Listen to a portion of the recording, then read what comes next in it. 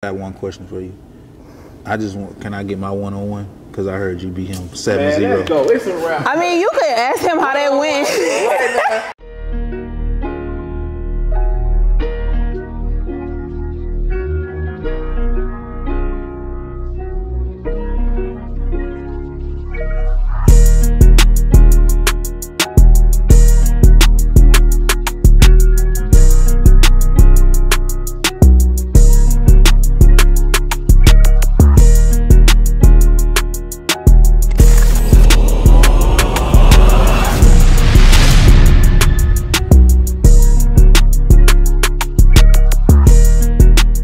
Welcome to Seven Talks Podcast. I'm Ray. I'm Ty.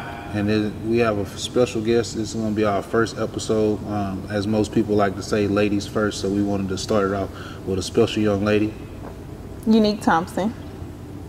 All right, starting it off, we here. Faith Academy, your high school, where you won a state championship. What comes to your mind just being here, being in this gym? What comes to your mind? The first thing that comes to mind anytime I come into the gates is home. This was the beginning for me. This is where everything started. This is where basketball was born, honestly. Even though my dad introduced me, this is where I grew and became the person and the woman that I am today. That's such a humble answer. That's such a humble answer. Okay, so it's like Faith Academy, like that's a private school, right? Correct. Okay, so do you feel like playing and going to a private school that is an advantage? I would say so. I mean, I was in public school up until 7th grade. I got to Faith Academy in 8th grade, so I was able to experience the best of both worlds. But as far as preparation for college, I think Faith Academy did a great job of preparing me. When I got to Auburn, I was well prepared in the classroom, on the court, and just all over. So I think there is an advantage, but not everybody gets the opportunity to go to private school. So I think it's also good to just make anything, anywhere that you are, the best that you can, and you'll always succeed. Okay, you say college. Speaking of college, hey, I heard you got some accolades. Well, I ain't going to, let her be humble, so I'm going to start naming off some of the accolades. Oh, 2018 SEC All-Freshman Team, 2020 All-SEC First Team, declared for the WNBA in the spring of 2021, 9th player in Auburn program history to be drafted, first since 2009. That's not it. Auburn's all-time rebounder, 58 double-double, which is a program record. Yes. You also got drafted second round, 19 pick in 2021 in WNBA draft as well. The first woman to ever be drafted out of Mobile, Alabama. So I mean, that's a lot of accolades for just playing basketball, and you're very much so humble. I mean, most people see you social media, or probably see you in public. Why are you so humble and you have all those accolades? I would just say, basketball is what I do. It's not who I am. So when people see me in the stores or anything, most people will know I'm the female who got drafted. Some people may not even know. But when people see me, I just want them to see me as unique before they see me as only being labeled as a basketball player. But I also just feel like, too, those accolades were received from me because of the work that I put in. Right. So it was just receiving the fruits of my labor. So I put the work in, and I receive rewards for them. I understand, but as far as coming from Mobile, so all three of us, most of the audience may not know, but all three of us is from Mobile, Alabama, and being, just from what we've known from as far as like men-wise, it's going to be being in the NFL or being an artist in the music industry. But don't you think, like, as far as with those accolades, you talking more about those accolades, you would help more young women in Mobile, Alabama that are in high school, maybe in high school, junior high school that's playing basketball to kind of proceed and continue to get there? Why? Yeah, I think it will. But I also just think too, I just know being from Mobile, some people will look at it as a limit, but I looked at it as the biggest opportunity ever, because I'm not just only playing for myself or my family, But when I go to a foreign country and play, and they ask me where I'm from, I say Alabama. You know, that's opening up that door of letting them know that it's a small town, but I've made it a big name for myself and even for my city. So coming from a small city, it just made it means much more to me to just be able to do that. And especially being the first female to do so, it lets all the young girls and even young guys know that the sky's the limit. Okay. Well, going back to Auburn, you know, I'm a big fan, and I remember this big famous tweet where a lady tweeted, she said, 21 points full of glam, and I can't even keep my mascara from running after 20 minutes. How did that make you feel? I remember that. It was in the SEC tournament. We had played Vanderbilt. I want to say it was my junior year. But honestly, I didn't even know about the tweet until the next morning when I woke up. Right. And so I was just surprised, honestly, because everybody knows me for playing in my makeup. But usually it's kind of a little backlash. You know, people are always like, why are you playing in makeup? Why are you wearing it? And just to see that it was actually a positive tweet go viral, I was happy about it. I can't say, like, personally, me watching you play, like, you are one of the first people I ever see play ball, like, face made, nails did, hair always look nice. But the game is really, really evolving. How do you feel about college basketball now? Like, do you feel like it's changed a lot? I definitely think it has. It started changing my senior year. COVID was actually a blessing in disguise, I feel like. But yeah, the game has changed, and I just think it's changed in a good way too, because more women are being able to play and perceive their personalities through nails, through lashes, through lipstick. And you know, it's just letting them just be free, be comfortable, and just express themselves in that way. Okay. Speaking of being free, have you heard about the Angel Reese, you know, you can't see me gesture thing in the ring? Have you heard about that? Of course I have, Tyler. Okay. A lot of people seem to think that was just too much and unladylike, and that shouldn't be in women's basketball. How do you feel about that? I feel like until you're placed into a situation, you can't really have that much of a say-so about it. And I didn't think it was unladylike or anything, because it fits her character. Now, if it was me, on the other hand, I don't say much when I play. I just hoop. Now, if I would have came out and did that, then yes. Most people would have probably been like, why is she doing that? But Angel, that's how she carries herself. That's what she does. And she backs it up with everything that she's accomplished as well. So I feel like it fit. And they won. So, I mean, yeah, they what can anybody say? It was a great game. I'm talking about a great game. It was. I want to go back to like the nails, the makeup. So with wearing that stuff, of course, men don't wear it, but with wearing, you know, that stuff in the game, does it kind of take away from the game? Or do you, so when you get your nails done, I know most women get their nails done every week or every 2 weeks. Do you have to practice in that stuff just to see how I feel before? Because I know you guys can change it up. You get the pointy kind, you get the longer nails. I mean, I'm just saying, you know, it's certain things, it's certain type of nails girls get. They can be short, they can be long, because they kind of like take away from the game with the shots and stuff, you know, shooting the ball. Of course, you have an on-season set and you have an off-season set. Like these my off-season set. Okay. But during the season, they're a little bit shorter. Okay. But I mean, I'm used to it. I've been doing it forever. So you get used to playing with it. It doesn't make a drastic change. Well, y'all are men. Y'all won't understand. But that's why I had to ask. It doesn't make a difference. Man, so, I mean. Like, I see women somewhere, like, anywhere, like in a restaurant or something, and they nails be like extremely long. I be like, how do they operate with these nails? Like, how do they wipe they behind? Like, I mean, yeah, it doesn't make that much of a difference. Even with makeup, I mean, I don't go out there with just like a full contour, like everything. Okay. It's just like a little skin tint. Well, you got me telling all my secrets. Well, I mean, you know, you can help. You might be helping, you know, a young lady. It's just a little powder and everything, you know. Okay. So whenever you sweat, it ain't gonna run. It ain't gonna go nowhere. So before your games, do you go get it done professionally by somebody, or you do it yourself? No, I do my makeup myself. Okay. No, I'm just asking. Yeah. No, I do all of that myself. Okay. And then as far as I want to jump to another subject. So currently you play in Russia, correct? Correct. Okay, so with playing in Russia and playing, because you got drafted to the WNBA in 2021, and you got drafted by the Indiana Fever, right? Correct. Okay, so what made you make that transition? Like, you know, what's, for people who don't know, why is it more, you know, why do you choose to play in the overseas route yeah. versus the WNBA route? Well, okay, so when you get drafted, that doesn't necessarily guarantee you on a team. Okay. So I got drafted to Indiana, and you go through training camp, which is when you get waived, you get cuts, and then the final roster comes out. So I made it all the way into the final cut, and then I got waived. And so that's how I ended up going to Russia for my first season last year.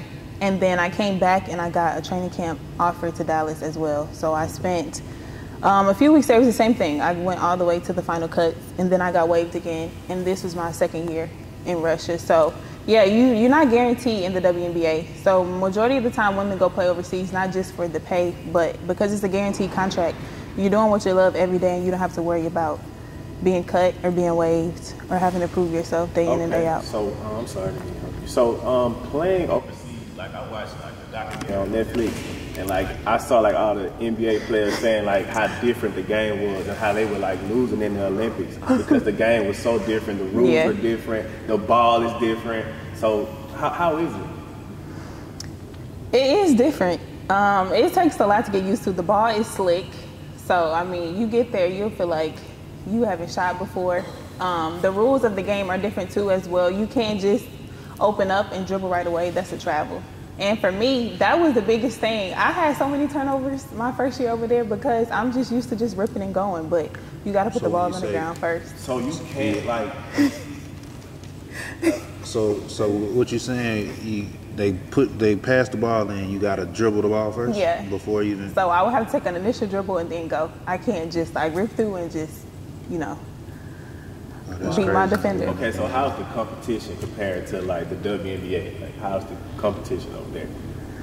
It's tough because, I mean, honestly, you got to think about, now I never experienced any racism or anything like that, but you are a foreigner in their land. So, you know, they're not just going to let you come in and just dominate, even though you may be a dominant player. But it's still that way. So, you know, you got to play against the girls on the other team, which the league that I played in is very tough. Like, you would think we out there playing football half the time.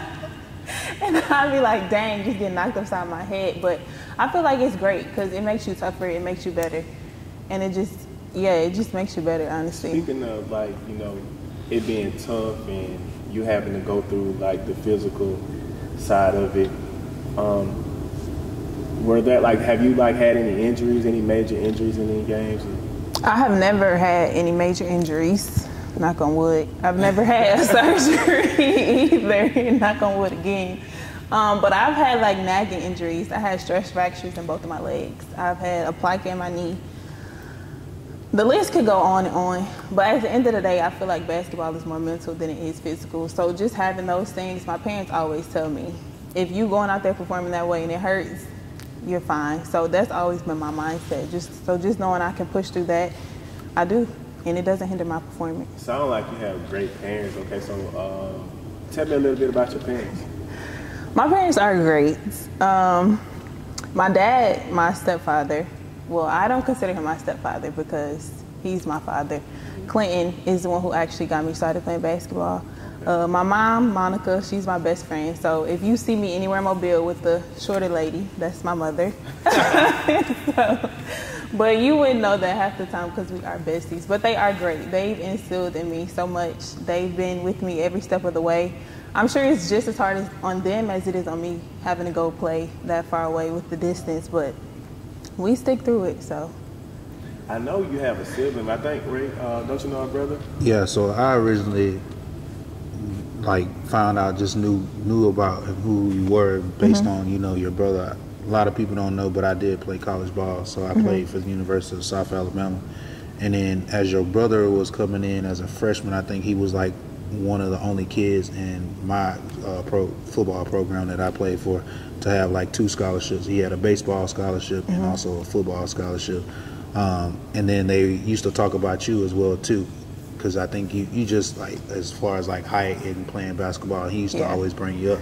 So that's how was it, like, as far as in the household with you guys, seeing your older brother, you know, achieve those things? He played as a freshman, he was really good at the defensive back position. How was it for you guys in the household, kind of growing up together? It was always competitive. It was just us two.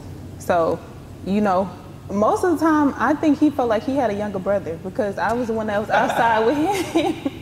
He would always set me up. He would hike the ball and then tackle me. I would be out there throwing the baseball with him. So I feel like that also helped me become tough because on the court, you're not just going to push me around because my brother already did this. So yeah, it was always competitive. But my brother is a freak athlete. He was just seeing him do all the stuff that he did with little to no effort. Like, it was amazing to see and to just be a witness at. So yeah, growing up, he played everything. He could do anything that you asked him to.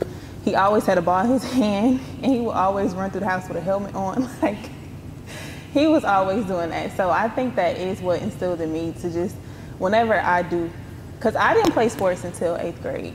So, because, you know, it was always him. So when I got to the point to where I found a sport that I loved, him seeing the work that he put in, everything that he did, I knew I couldn't sell myself short with my older brother that way. That looked up to. Man, yeah. I was gonna act like I ain't know your brother. I'm gonna be real. I was gonna act like I ain't know who he was because I ain't want to tell the story. But I'm gonna go ahead and let Yeah, y'all. don't have to tell him. His story All right, so is a little bit different. I played football for weeks.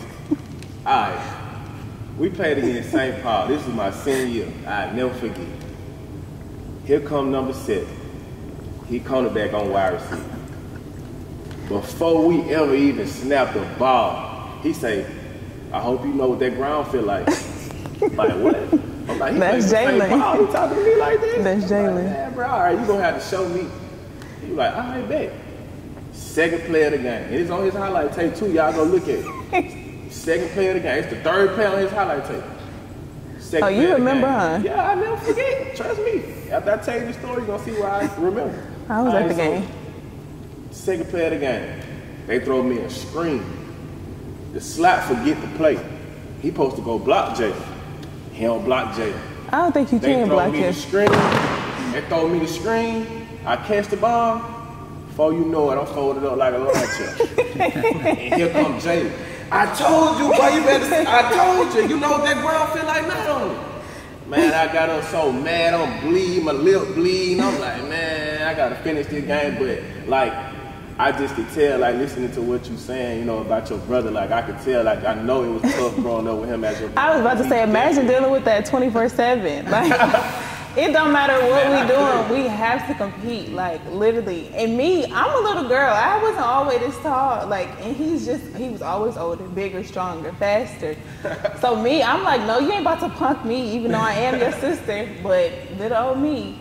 But eventually, when I grew, he stopped trying me. But, okay, yeah, I kind of figured. Like, Yeah. how tall is he? He's probably 6 foot. Oh, yeah, you got him. How tall is he? I'm 6'3". Oh, yeah, you got him. But that don't mean nothing to him. He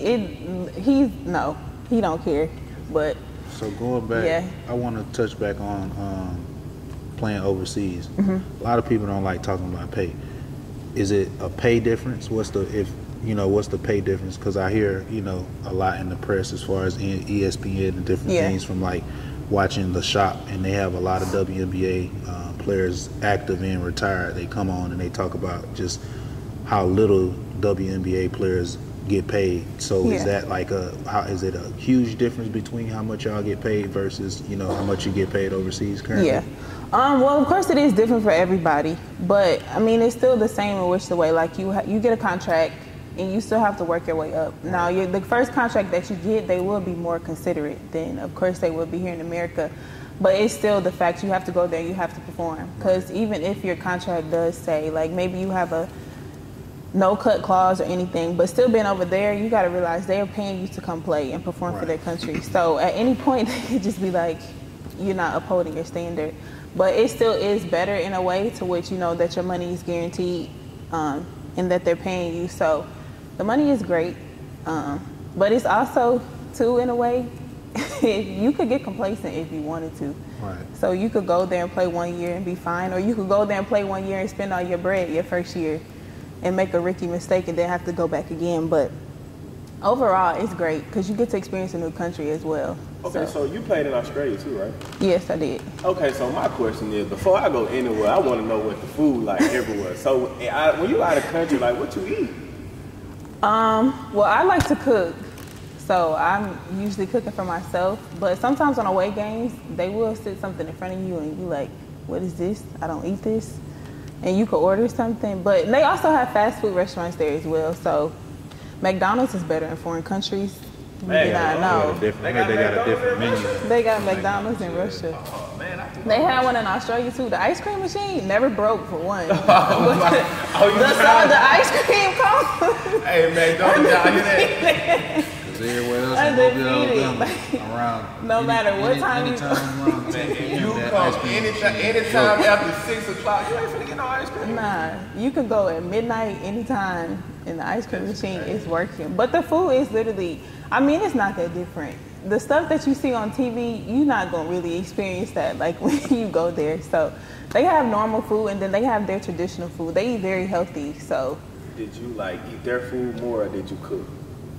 I would say I cooks more. I enjoy cooking. That's a form of therapy for me. Like, that's just peace. I enjoy the whole preparation, meal-wise, and so I enjoy cooking, so I cook most of the time.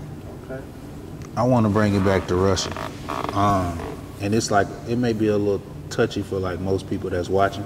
I want to bring it back to like Russia. So on February the 17th in 2022, there was an arrest that happened with Brittany Griner. Can you kind of, did you play against her in Russia? Did you know about it? How'd you feel about that situation and what happened? Yeah, I did play against her, actually. I watched that game. So that day I still remember as well because I had practice and I was still in Russia at the time. And so I walk in the locker room, all of my teammates are there, but as soon as I walk in, you could hear a pin drop. And so I'm just like, did something happen? What's going on? And one of the girls who's my translator, she came to me and the only thing that she said was Brittany. And I was like, wow. What about her? And of course at that time, you know, Brittany Griner is the only person there. That's the only name that would register whenever she said that. So it still took her a second, so I'm just like, what happened? And so that's when they said she got arrested. They didn't tell me more details, they just told me that she got arrested. And the first thing I did was call my agent, and then I called my parents because I wanted to know more. Yeah. I wanted to know if I was safe, what happened. And I still didn't find out more, but the general manager and my coach and all of them, they told me that I was safe. But it was still just a rocky situation because a lot was going on. The war had started, and everything around there was getting shut down because of the sanctions. And so at that point, I knew I had to get home because I don't know what's going on. I don't know, you know. And which it was just sad because we go over there because it's harder to play basketball in America. Right. Then you go there doing what you love and something like that happens. So it's just like, how do you take that? And then what can I do being an American there for her or anything, you know? Right. They don't really let you do much either. So it was tough, honestly. Okay, so after that, like, I understand that you re-signed the contract in Russia. Like, what gave you the confidence to, you know, go back even, you know, after that happened? She was actually still there, you know, away. So what gave you the confidence to come back and play? Yeah, I would have been scared. I would have been so scared. Russia's a little bit different. Well, I was actually blessed. So my rookie year, I signed a 2-year deal. It wasn't just a 1-year deal. So whenever they said that the war was ceased and that they would have a season, it was kind of hard for me to say, I can't come because I had already put pen to paper before anything had happened. But I would just say the biggest thing for me being able to go there was my faith. My parents raised me. My mother raised me in church, and I know God for myself, so he gave me the ability to play basketball. He wouldn't put me in harm's way, and even if he would get me out of it. So I knew going there that I would just do what I love. Okay, so like with you going back, like, were there like any differences in the league? Like, did they change anything with Russia competing in other places? Yeah, so they can't play in EuroLeague right now. So which means so my rookie year we went and played in Poland, for example, to qualify for EuroLeague. But right now they can't do that. We only play in the Russian Super League, so we only can play and fly around Russia, which Russia is big enough to do so. So we just play and fly around there for right now until things change. I want to talk about, because a lot of people is going to ask, because we can always talk about like the accolades and different things that people achieved and, you know, your highs. But a lot of people, you know, most people in the world, they're trying to get to, most young ladies trying to get to where you are. As far as like adversities, any injuries, you know, different things like that you went through on your way up to Auburn, and then, you know, making it and being able to get drafted. Did you go through those things throughout your career? Yeah, even in high school, that's when I first got my stress fractures. I got a stress fracture in my right leg. When that healed after those 8 weeks, I tried to play and got a stress fracture in my left leg. So I went from one boot to the next. That was one part. And those injuries followed me to college, along with other little nagging injuries. But adversity, I would just say just having to go out and compete, honestly, every single game. Even, you know, knowing what you are, who you are. It's not just you knowing that. Everybody else knows it in the conference as well. So just having to play every single game, showing up, you can't have a bad game. Right. You have to be on every single night for your team and everything else. So that could take a toll on you mentally. So I had to battle through that. And then my sophomore year, my mother, she got diagnosed with breast cancer. And that was literally one of the toughest things for me as well, because we were literally leaving to go play Mississippi State for a conference game whenever she called and told me before I got on the plane to head there. So just having to go through that, because like I said, my mom, she's my best friend. She's my little everything. So, and that also put a fire under me that I had to do something with basketball. Like, this had to be it for me. This had to be everything. Because my mom, she works day in, day out. She's a teacher at Burroughs, but to her teaching, she's not just like a regular teacher. Like, right. She does the most for them kids, and I'm just like, dang, I'm the youngest. It ended with me, not them. But she go above and beyond, and like, everybody say they want to retire their parents, but I have to. Right. I literally have to. So that's what just pushed me. But honestly, I don't have a big like sob story about adversity, because I've been blessed. I mean, God has favored me throughout my career, so I can't sit here and just, you know, say everything. But the most that I can tell athletes who are is it's a grind day in and day out. You got to show up every day. You signing a contract with yourself, and you know, if you don't have your family to do it for, you got to do it for yourself. So just grind day in and day out. So that's the recipe. To make it out of little old Mobile, that's the recipe. Not just make it out of Mobile, you got to stay out of Mobile. Okay. And when you say stay out of Mobile, what you mean?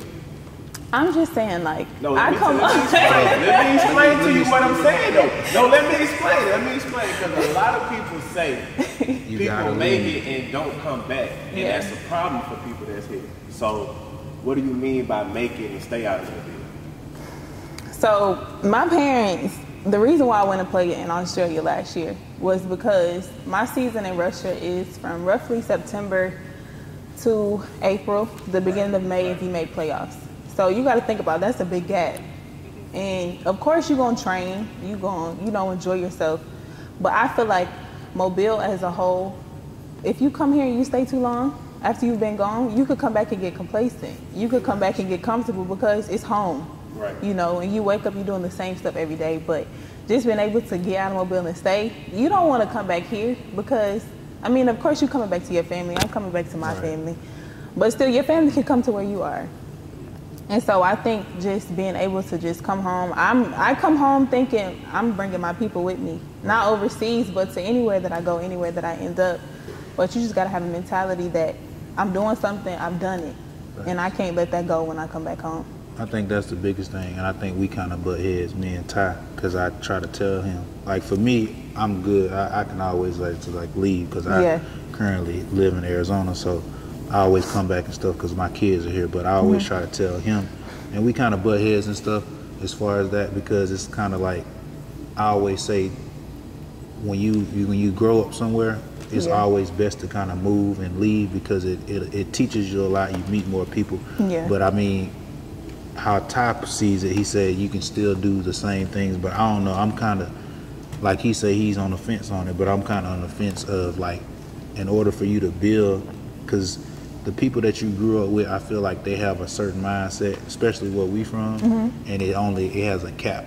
Yeah. And when you're when you see something that you like doing, or you want to do more, you don't have those people. It's kind of like you here and they're here because they capped out. But like, I gotta tell Ty, it's like, I feel like, you know, in order for you to grow as a person and, you know, even to help your people that stay in your hometown when you come back and visit to understand certain things, you have to move. Yeah, you have to. I mean, I feel like where I was going with that, like, for instance, you the first woman to ever be drafted out of Mobile, Alabama.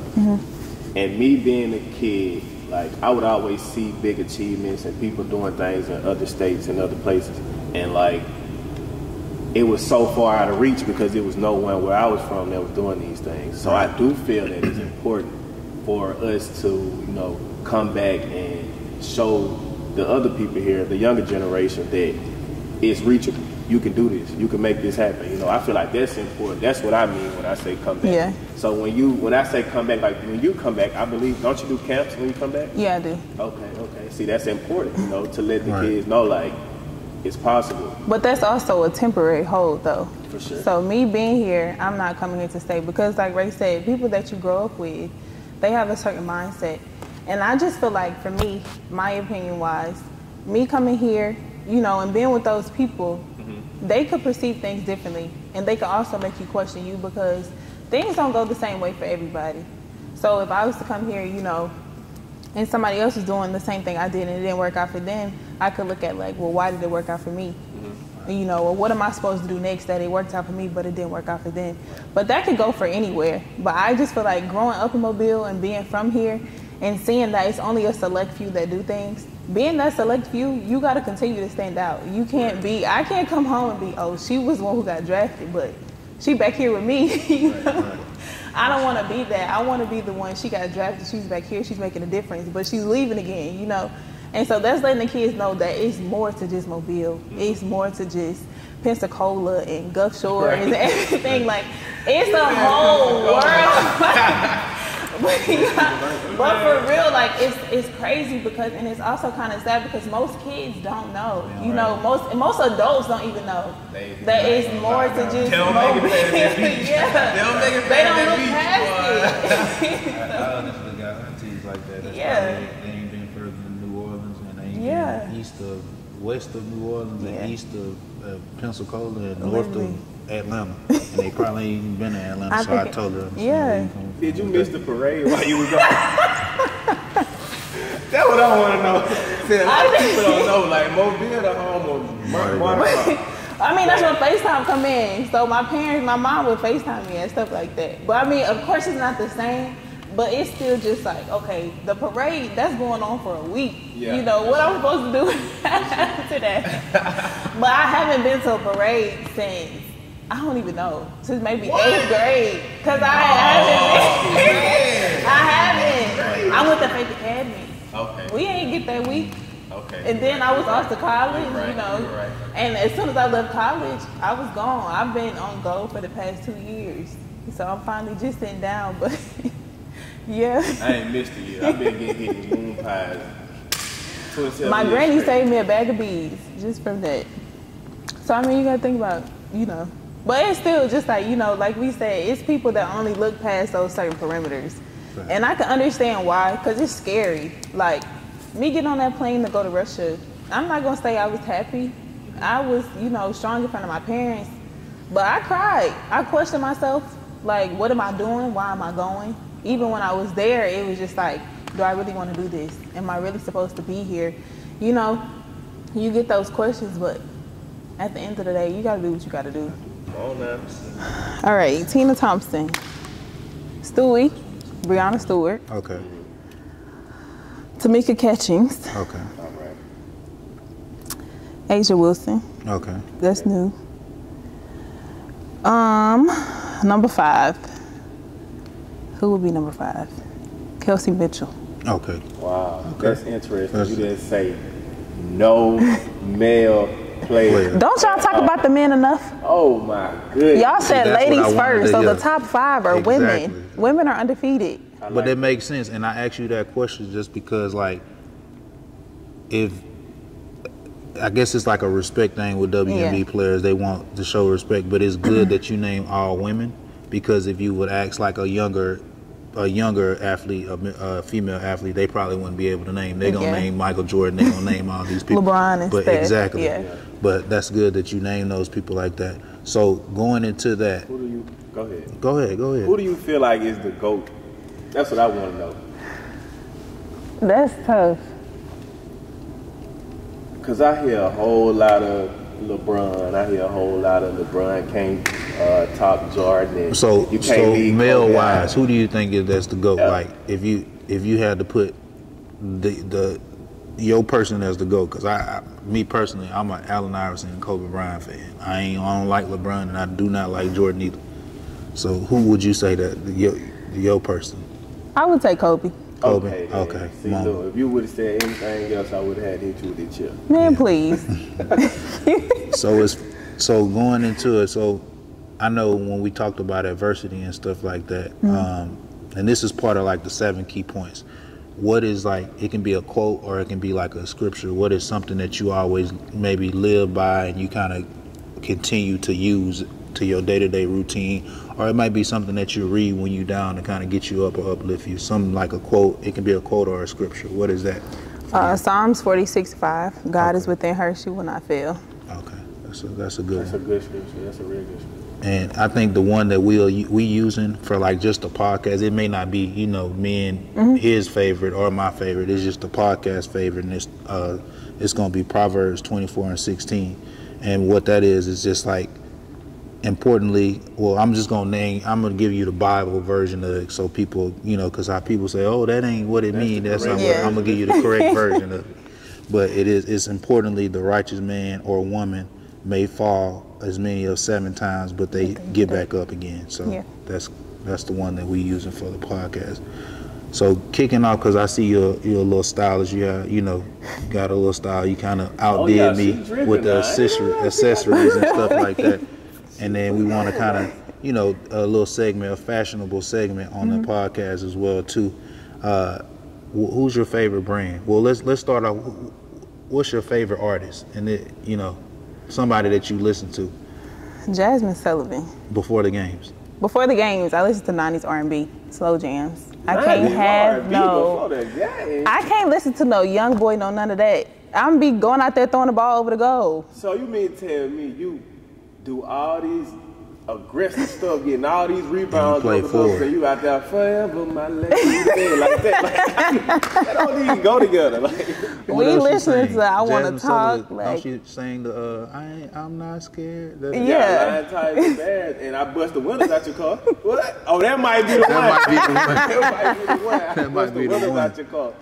That's different. I thought, me, when I played in college, it was more so like high tempo music, but I guess but they say LeBron listens to he reads and listens to like slow jazz and stuff like that, but I don't know. I ain't a LeBron fan, so they don't sit with me. I was on that Webby. I was on Wayne. I'm on that Count. Hey, non-stop. You doing all that and you let my brother lay you out? Man. Cal was rapping. Be like that sometimes. Cal was rapping then, it wouldn't happen. Oh, okay. And then, it's fine. So you listen to Jasmine Sullivan before you play. I just can't. It don't sit well with me. Like me either, bro. I ain't gonna lie. How could you? Listen, let me show you my playlist I listen to before the game. I'm gonna let you read this off to the people. Yeah. It might help some young athletes out to listen to some y'all slow need music. to listen to upcoming athletes. Y'all might want to listen to some 90s. You can scroll. That's what we listen to before we go out there. Joe. I don't want to hear this. Tevin Campbell. You need to listen. Usher, Drew Hill, Tyrese, Cisco, Monica. Please tell me what song by Cisco you got on your phone. Can you read that out loud to me? What song you think it is? Nah, it's a let me see. That's the only upbeat song that man it ain't. got. It's incomplete. I don't even know that one.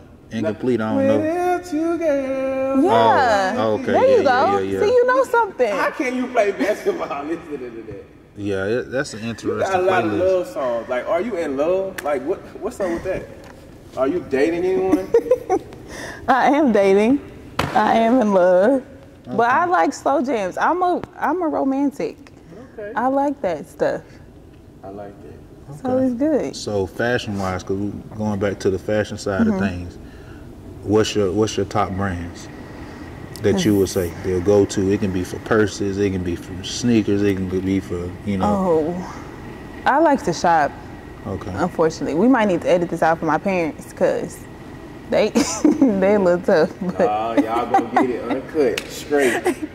Zara. I love name brands as well. I love good purses, Telfar, Gucci, Louis, all of those things, Chanel. I see by the shoes. Yeah, you're very stylish. Thank you. But yeah, and honestly too, I don't have to have name brand stuff. As long as what you wear and how you wear it is fine. So, you know, the websites like Shein, I guess that's how you pronounce it. Yeah, that, I love that too. So, I mean, Fashion Nova, all of those things, that go with me too. I ain't a big Fashion Nova fan, but you know, to each his own. You find a little bit of stuff, just the basics. Nah, no, you know. Yeah. None of the crazy stuff, just the everyday wear. Well, speaking of brands, we hope we can make another brand, you know, be a big brand on your list. All right, you know, me and Ray, we got our own clothing line. Tyler Moore, that's our clothing line. Yeah, and we partnered with Guest List on this, so shout out to Guest List. Yeah, shout out to Guest List. Wait, can I open it? Oh yeah, give it to her. Let her do it. Thank you. And then you can show the camera. You see you. Yeah. That's you. You serious? This is how I look every day in the games as well. This is unique. Literally.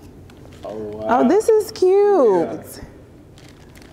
Yeah, so we partnered with Guest List. Guest List like a huge, big store. They got kids Guest List, and then they got the regular Guest List where they have pretty much shoes. They got all type of brands and stuff. Man, appreciate you, Ryan, for that. Thank you, Ryan. You said Ryan. We're gonna continue to collab with Guest List for which each guest and stuff. So yeah. So on the back, what's on the back? And then on the back is all her accolades on there. Then it has our logo TR7 on there. So yeah. Oh. All right, and on this part of the show, you know, we gonna do like you know, I'm big into fashion. You know, I'm a stylist, so we gonna do a fit check. We're gonna start with you, Ray. What you wearing today, man? Well, you know, the G Fazos. Okay. Then I got the Chrome Heart Levi collab with I think this was a collab with Young Thug. It has the Sex jeans on here, and then the Chrome Heart T-shirt. So that's pretty much it. Okay. What about you? What you got on today? All this sparkling going on. This matching set is from Zara. Okay. My shoes are Gucci. My accessories are JBW and Pandora, Kate Spade, and all my rings are from Pandora as well. Okay, yeah. She need a Pandora sponsorship. Or something? I style myself. Oh yeah, you did a great job. Thank you. Me, I ain't come too hard today. I got on the Alexander McQueen. I got on some Tulum pants. I got on a Rude jacket. Just something simple, man. You had to wear those to give you a couple inches. You know it. 6'2", 6'2" today. Yeah. Okay. Yeah, and then your jeans Tulum. So Tulum is actually a company from Mobile, right? Yeah, that's a company from Mobile. From our hometown. Yeah, so. Shout out Tulum, man. They doing real big things. My number one thing I like about them, I just want to say, man, y'all doing a great job. Like they be doing like the giveaways for Christmas and stuff like that. Man, I really, really look up to y'all, man. Y'all keep doing y'all thing. Y'all put out some good stuff. Thanks. And then, so the next segment we got is just going to be questions, probably like 3 or 4 questions that the audience pretty much asks you. The first one is going to be, what is it like playing overseas? So I guess they're asking, like, you know, you already like hit the food and all that stuff. So what is it like living wise over there? So I know you say you had a translator. What is it like? I do have a translator, but I like doing things for myself. I like exploring and figuring those things out. So I use the translator app on my phone as well. But I get my own apartment. I get my own driver. So you got a driver? Like, get out, open the door for your driver. What kind of car is that? It was a little Ford, I want to say it was. They got Fords up there. You know what? They actually be having like charges and stuff. And I'd be so surprised because they actually be nice. I done seen G-Wagons and all that kind of stuff as well. Okay. Is the steering wheel on the other side of the car? No, it's normal. Australia was on the other side, and that was crazy to have to drive because I drove there. You drove I did. I had a car in Australia, so that took some getting used to. Do the cars like come on the opposite side? Like, is it opposite or it's the same way? No, it's like our passenger side is their driver's side. Oh no. So yeah, that's how it is in the drive. Like the steering wheel was always like, to know you're on the right side, the steering wheel was in the middle of the road. Yeah, it's a little bit. But it's still like going around the roundabouts. I was on the wrong side plenty of times. Did you have any friends or something over there when you was out overseas? In Australia? Yeah, yeah, my teammates, of course. Okay. But in Australia, it was easier to meet people as well because, of course, they speak English. Right. So it was easier to go out and like meet people and talk to them. In Russia, it's only you might get a handful of people who speak English, but they're more so just curious as to what you're doing, like why are you there. But the city that I played in this past season was very small, so everybody would know me from playing in Nadezhda, which is the name of my team. Okay. How are the coaches? Crazy. Is it like the U.S.? Like, do they understand basketball like we do? Yeah, but of course, being that it's different there, you know, you would look at some things that they would draw on the board, and it's just like, what am I supposed to do? Where am I? You know, but and then they would just tell you, you know, go set the screen, or you're about to get the ball, just stay here. You know, but they spoke English well enough. But they're the same way. They compete. They want to win, so they get the best out of you. And then I think the next question is going to be, do you have plans on playing in the WNBA again? Eventually, yes. I probably will before I retire. Okay. And then who introduced you to basketball? I know you hit on it a little bit earlier, but this is one of the questions from the audience. They asked who introduced you to basketball. My father, Clinton, introduced me to basketball. He was the one who was always outside with me, even on the days where I did not want to play basketball. I just wanted to lay in the bed or watch YouTube tutorials on makeup, anything. But he always got me out there, in which I'm grateful for today, because he's the reason why I wear 52, because I made it. That was the next question. Why do you wear 52? So, yeah. So, of course, most people know me as 20. My jersey is retired as 20. But when I made it to the professional level, I felt like I should change it to 52 because he was the reason why I even made it that far. He pushed me there. So that was my thank you to him, because I can't give him everything he's giving me, but I could just show my appreciation that way. Because the next question is, why do you wear 52? So was he number 52 or something? Yeah, he was 52 when he played football at Theodore. Okay. So nice. that was his number. So that's me giving him his flowers. Okay. So we're going to wrap it up, but before we wrap it up, we're gonna give you 7 words, and you just got to tell us what that mean to you, or those 7 words kind of how it resonate with you in your life. So the first word is going to be trust. Trust is everything to me. I don't have many friends. My circle isn't really that big. So me giving you my trust and me allowing myself to trust you is something that's very valuable, because anybody could take advantage of that. Anybody could take that for granted. But I feel like trust is the key to any relationship that you build. Platonic, romantic, family, anything. Sure. Definitely. So humble or humbleness. Well, I don't like the word, but I mean, to me, I don't. It's just. Well, everybody give me a hard time about me being too humble. Right. Y'all the most, but I you know, humbleness is just everything to me. Well, I don't really talk much, so I guess people use that as humbleness. So I feel like, you know, but there's also a difference between being humble, being cocky, and arrogant as well. Right. So you could still talk your stuff and be confident without being arrogant. Right. But I just think humbleness is how you carry yourself. You let your work talk for you. Okay. Well, I'll talk for you. If you don't want to brag, I'll brag for you. And it's then appreciated. The next word is love. Love is also everything. I'm a Christian. My faith, I believe in Christ. And that's one of the things that the Bible says, that you're supposed to do everything with love. So love is something that I look for in literally anything, any gesture, any words, you know, and something that I live by as well. I always want anybody that I encounter, even if I'm just standing next to you in line and you haven't felt anything, I want my aura to beam love. Okay. What's your sign? Your zodiac sign? You believe in that? No. I do. Why? I'm gonna be real with you, because it's like, not fully, but so when I moved to the West Coast, they're more like, you know, herbal, spiritual, you know, those type of people, and they be on that type of stuff. And I started to do like some little, you know, self-reflecting on it, and then I kind of put it's like a little app. I don't want to shout them out because they ain't paying us, but I put my app on there. Get your money. Yeah. We just shout out Pandora, everything. We need. Yeah, we gonna get some I ain't shouting sponsorship. them out because they ain't paying me. But So you put your birthday in there, and then you put the time that you was born, and it populates, you know, with your zodiac sign, your rising and your moon, I think it is. See, that's and I started looking at it, and I'm just like, the stuff is telling me every single day. I'm like, nah, they got to be looking at my text messages or something. But I believe in it because like certain relationships that I had were females in my past. And I looked at their zodiac sign, and it told me they was not a match for you. And it kind of told me that's why I started believing. I ain't gonna even lie to you. I don't too much believe in it because, like, our sign, they try to say we Cancer, so they try to say we soft. I heard the worst about y'all. Emotional. Like we emotional. I ain't with all that. I think you a little bit. The side that they talking about, that side is you. Man, but, he the bad Cancer. Nah. He the bad Cancer. I'm telling you. I know mine though. I'm a Leo. Okay. So I don't know too much. But about I don't Leo. know. When your birthday? Me Leo. Look, you see, just saying she a Leo. When is your birthday? Leo, bro. Like, July 27th. 20. Oh, so that's like right after.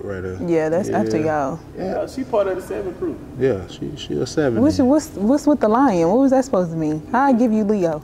I'm saying you know, the way you carry yourself. All right. So the next word is unique, and not your name, but the word unique. What is that? How does that kind of? To be unique, well, you can't be unique because that's me. But okay. No, the word definition, I'm just playing. The word definition is to be different, you know, to always put your best foot forward and to just stand out no matter what you're doing, no matter where you are. So I just look at that anytime I see the word unique, anytime somebody use that, it's always in reference to being different. Okay. So the next word is faith. Faith is where we are. Faith is not the school, but the word. Faith is what I have and what I use being a athlete that plays overseas, being an athlete in general, because there are times where you have a bad game, you have a bad practice, you get in a slump, or just anything, honestly, but faith is just me believing and knowing that I'm here for a purpose. God has placed me where I am for a reason, and just let him use me as he see fit. Okay. And the next word is God. You talk about God a lot. So how does that kind of, you know, help you out in life, and what God, the word God means to you? If it wasn't for God, I wouldn't be here sitting with y'all. Right. Man, I don't say that just being, you know, the cliche everything, but literally like playing overseas, the mental aspect of it, just, you know, having to show up, being over there by yourself, coming home to an empty apartment, you know, just everything. And just this season that I had, because like I said, I was drained. And so just having to push through knowing like I only have a few more months or just anything, but just looking back over everything that I've accomplished, everything that I've done, I don't know how I did it. I can't give you a recipe or tell you what I did, but God did it. He's literally carried me this whole time. DJ He did. DJ Khaled did his thing when he said that. But seriously, he did. But yeah, without God, I wouldn't be who I am or where I am. Okay. And then the last word is confidence. Since you know, you ain't cocky, what does confidence mean to you? Yeah, confidence is walking into a room and knowing that it's yours, even if it's your first time entering that room. Walking anywhere and knowing that you own literally all of it, no matter what. So, not hiding in your shell. I don't have to say anything. That's that Leo. That's not no Leo. That's Leo. No, because first time of the podcast, she walking in the room. She popping up. Because I don't have to say nothing. Everybody always be like, "Oh, you gotta say this," but I don't have to talk for you to know I'm in the room with you. Okay, you gonna know. That's right. So that's the confidence. Yeah. Okay. Well, hey, so, what one thing you can give like to a young athlete? It don't have to be female athlete. It can be all athlete. What's one thing that you can give them? Well, leaving this podcast, one thing they learned a lot about you, but one thing that you can give them as far as advice.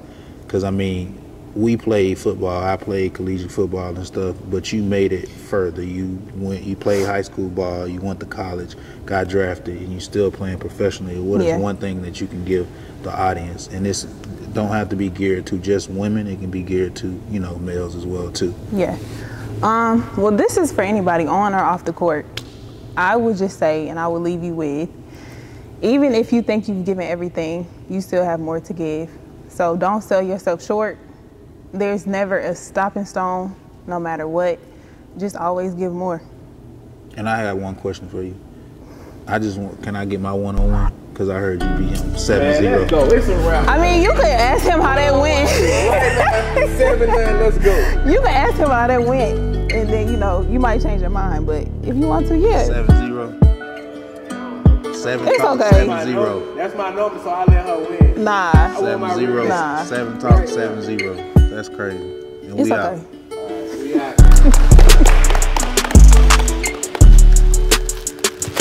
What time? Did my stomach growl? Did y'all hear my stomach growl? He's still rolling. This morning.